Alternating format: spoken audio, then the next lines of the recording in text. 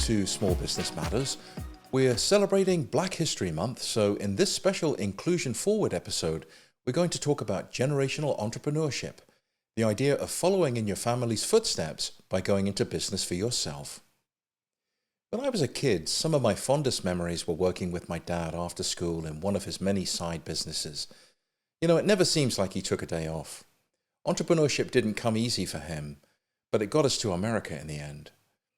If anything, watching him struggle in his many businesses repelled me from the idea of being a business owner. Our guest today embraced entrepreneurship with gusto. Keewa Nurullah is the owner of kids boutique Kido in Chicago, Illinois.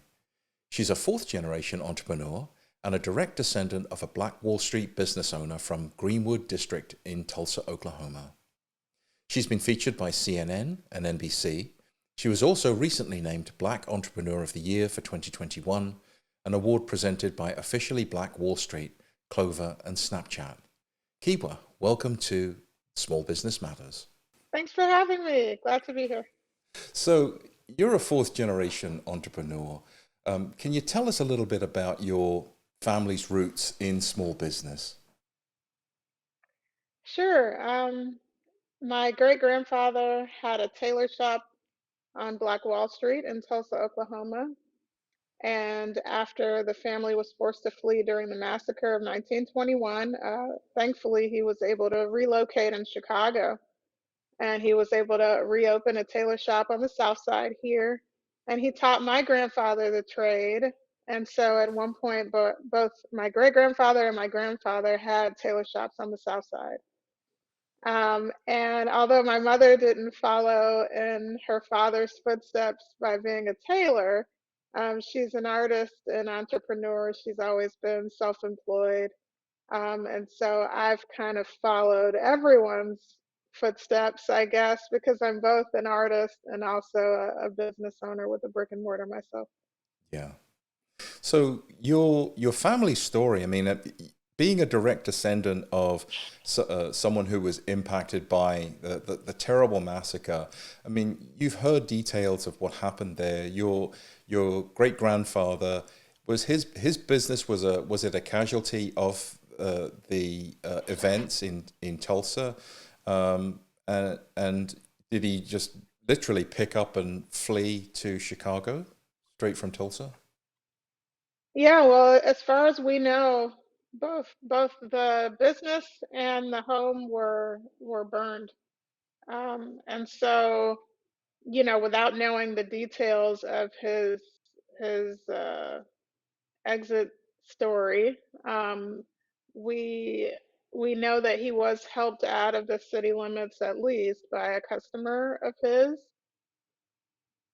And it was my great grandfather, my great grandmother, my grandfather who was a baby, and his sister who was a toddler. Yeah. So as anyone with young children knows, it's the thought of trying to escape a very violent and traumatic situation with very small children is a feat in itself. So I feel very, very lucky and honored that he was able to, finagle his way out to safety for sure. Yeah. So he comes to Chicago and he's a tailor by trade. And so he starts just opening his own business and continuing on there with new clients, right? In a much larger city. Was his Is there some story there on how his business grew? Not really. We don't have a lot of details, but as I can imagine with other Black people who migrated from the South, whether during Restoration or, just in the early part of the 20th century, without the internet, without these kind of technology, I think once you found yourself in that northern city, you say, okay, well, who do we know? Is there anyone else from Oklahoma? Is there family? And so all I can do is kind of put myself in his shoes and think, well, first they had to find somewhere to be, and the easiest way to find that was to find your people. Yeah. But yeah, he had a skill that was necessary. People weren't wearing jeans and sweatshirts back then. Everybody needed a suit, and so Yeah. thankfully he had that skill to kind of immediately be able to be put to work to earn for his family. Yeah, that's great. And then his son went into did he take over the business or open his own tailor shop? No, yeah. So initially, my grandfather, after learning the trade from my great grandfather, he enlisted in World War II as a young man. So he was a tailor in the war. And then when he returned from the war, he decided to kind of set up shop himself. So uh, they both had their own kind of customer demographic. You know, my grandfather had more of the young guys, more of the fashionable guys, and my great grandfather had, you know, maybe the older set, but they were both able to have their own shops at one time until my great grandfather retired. Yeah. Do you know where the stores were located, right? Have you visited that part of town? Well, I'm around there all the time because I live on the south side myself. Yeah. As far as I know, according to my mom, I think one of their shops was on 47th Street and one was on 63rd Street in Chicago. Um, you know, back in the 40s and 50s, both of those streets were thriving centers for Black business. 47th Street had a lot of the clubs and um, music venues that people like Etta James and Nat King Cole, when they toured, they would go into the Black neighborhoods to perform because everything was so segregated. So, Yeah. according to the location of both of their tailor shops, they were also in kind of these thriving Black business hubs on the South Side. Yeah. And of course, your mother uh, pursued her own business. Did you see your mother being independent and not working typical 9 to 5 jobs, influencing your path to ultimately become an entrepreneur yourself? Definitely, definitely. You know, she had 4 kids. And so if a kid gets sick, you know, if there's so many reasons where now me as a parent, I understand the need for flexibility to kind of be able to control my income, but also be present for my kids. And so I think, you know, the desire for her to pursue her artistic desires and also have this flexibility to be there for her children, I think definitely informed me in some ways once I chose this path. Yeah. So what inspired you to open Kido? I love the name, by the way. Thanks. Yeah, I had my son and I didn't really have, I feel like the friends that I had at the time he was born either had older kids Mhm. or they didn't have children yet. So I was kind of in a position where I didn't really know what was needed. I didn't have that immediate network of people who were having babies at that time.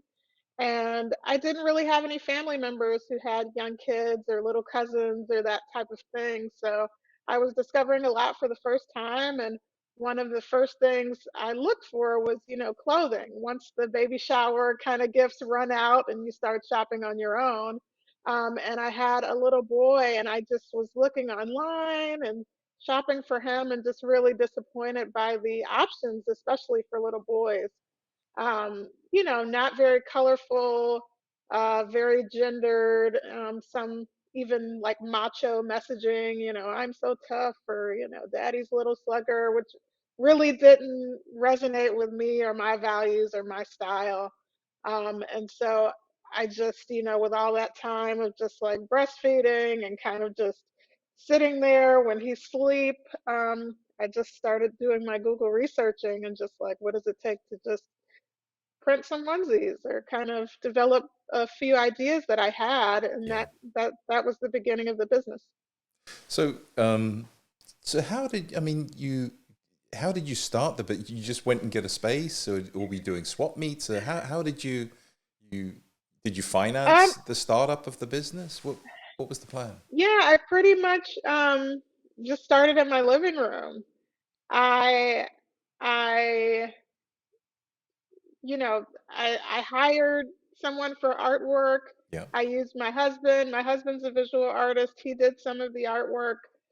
I figured out how to send that artwork to a printer to print on, some blank onesies, and everything was just shipped to my home, to my living room. And so we started online. I started a website. I got a logo. I followed all these steps that I kind of researched that other people had done. Had a big launch for the website. And then after that kind of first initial push, and probably just all of my friends bought something, I realized, that's not going to be enough. I have to have the other people buy things for it to kind of be a real business. And so, yeah, I sold at local markets and festivals. And then what I realized once I started to meet my customer face to face was that there were other parents like me who wanted to meet other parents and families who didn't have friends who were having babies at the same time. And so that's how we started our Southside Story Time, just kind of as an opportunity to have families in our network meet in a place where they could have their kids with them. And and that was the beginning of connecting the Kiddo brand to events and really bringing community together. Yeah, because community really factors in a big way in your approach. The story time, music as well. That's, I've seen some pictures there of the events. The other thing I note is it's multicultural. There are white children, black children. This isn't just a one um, race thing. This is definitely to bring people together, which I think is so beautiful. Yeah, anybody who's spent any time in Chicago or is from Chicago knows how segregated the city is even to Yeah. this day. Everyone kind of stays in their own neighborhoods and where they feel safe. And when I started Kiddo, that was a goal of mine, was to really um, connect families and to have neighbors learn about each other. That no one living in such close proximity to each other shouldn't know what that other person is going through or about their culture. So that was a goal, was to kind of bring people together, and also educate one another just by being around. Do you even know what holidays Muslims celebrate? Do you know that it's Ramadan and they're not? You shouldn't invite them out for lunch today. Like these are just kind of basic things that, like, I felt like meeting other families and parents would really just educate people in a way that was more immersive. Yeah, yeah, I love it. Well, let's talk a little bit about social media because you've got a very active presence. I've been following what you're doing on Instagram primarily. Can you talk a little bit about more how you're integrating the digital into the bricks and mortar space? Well, once we started having these events, we kind of connected the Kiddo brand to a vibe, if you will. Yeah, This thought that, like, parents are still cool, parents can still be their individual selves and still, have a family. And so meeting more and more families who are like, yeah, I want to party, but I have kids, or yeah, let's we should still be able to do fun stuff. We in uniting our community kind of also just establish, yeah, this vibe. And so especially in 2020, when all of a sudden out of nowhere people were unable to come to the shop, we knew that we would have to translate that somehow over a screen so that people missed us, so that people, they just felt like they were missing out on something, because I knew that that would encourage people to still support us and look out for us, in a way that we needed. And so that's really, yeah, I feel like our social media became even stronger after the pandemic because we really wanted to translate the vibe across the screen. Like, what is yeah. Kiddo up to? Like, what do they have in stock? Even though families were the people that were in the house the most. They didn't necessarily want to shop out in public with kids that aren't vaccinated yet. So we just wanted them to feel like they weren't missing out on the party and that they still knew what was going on. Yeah. Yeah, and the I saw that you were doing things with bookshop.org where you've got a store on bookshop.org. Is that like an affiliate program where you still get some revenue, but people can have the product shipped directly to them, but you have this, you can choose the product mix, right?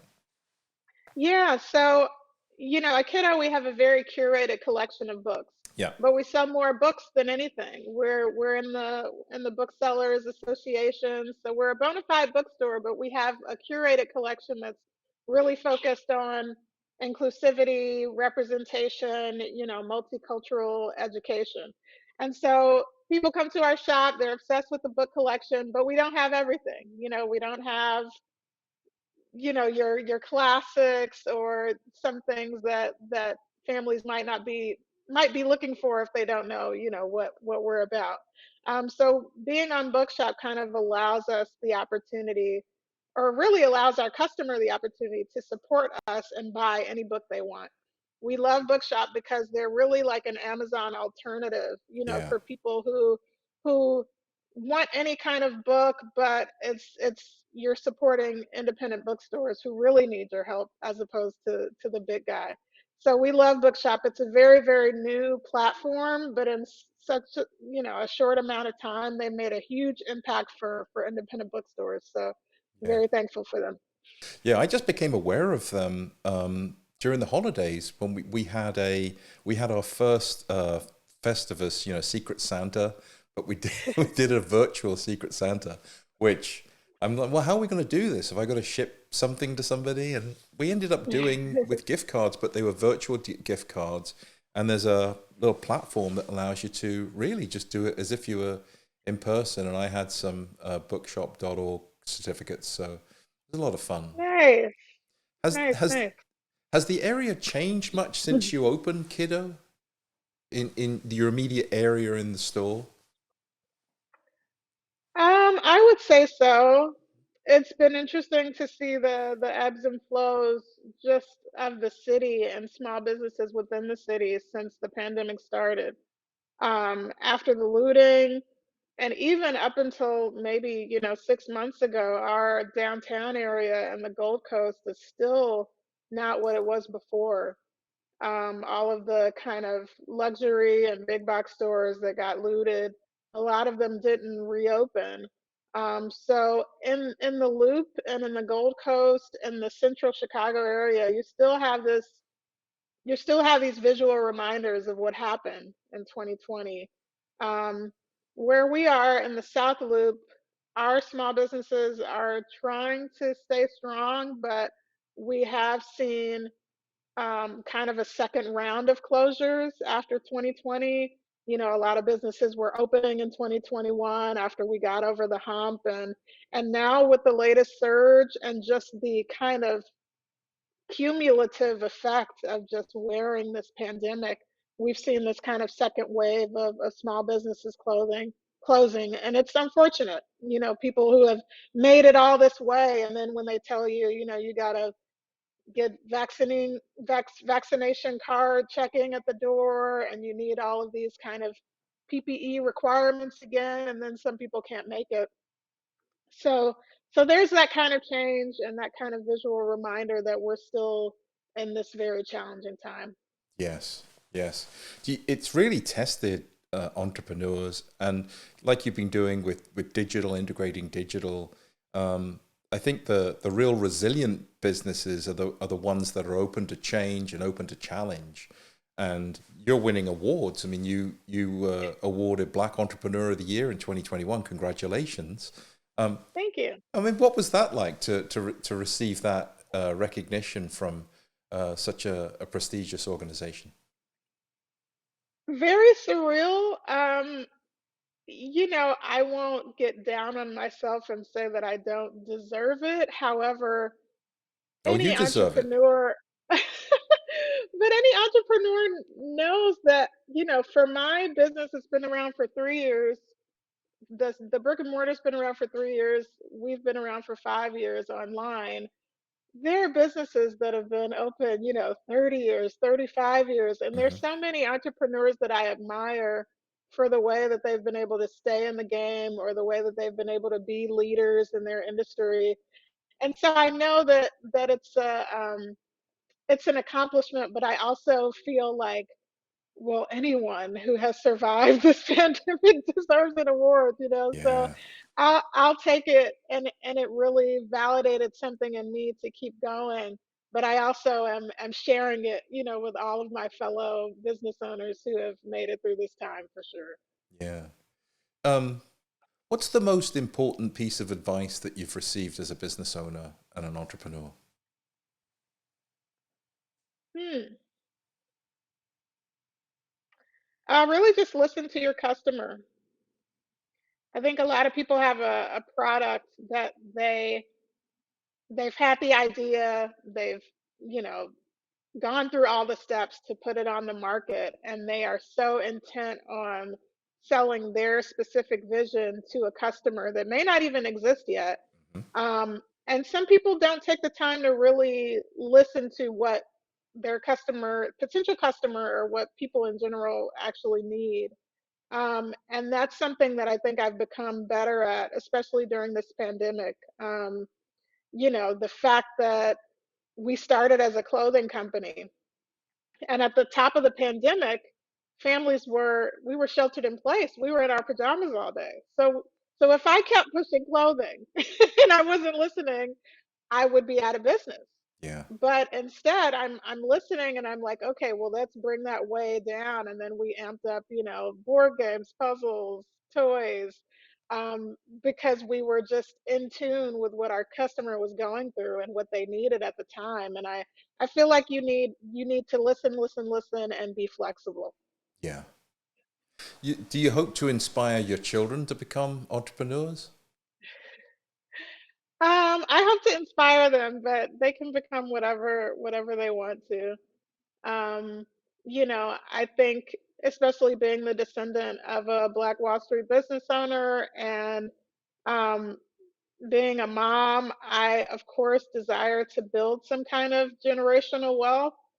But they can do with that what they want. I won't impose anything on them, but I hope they're inspired by something, but Yeah. they have the freedom to do as they wish. So during COVID, did you face challenges getting access to any of the government programs, paycheck protection, or any of the grant programs that were available? Oh wow, that was a very interesting Tell me about it. situation for sure.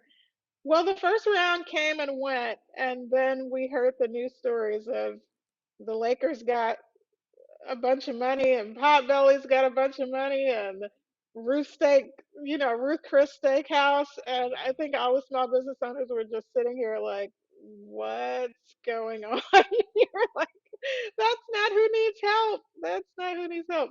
So the second round came along, and thankfully I was approved for a PPP. And but then even after that, I hear of people who don't even have businesses scamming Yeah, and getting way more money than I asked for. So that whole situation was very perplexing. And I tried not to put all my eggs in that basket. I was really just grinding, trying to make the business work to its maximum potential.